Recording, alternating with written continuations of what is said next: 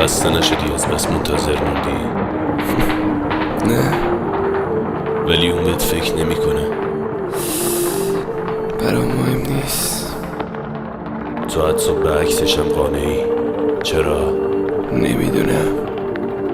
اون کنار یکی دیگه خوشه. خوشیش آرزومه. تو دیوونه ای. آره، دیوونه اون. کاش اونم تو رو اینقدر دوست داشت. ای کاش.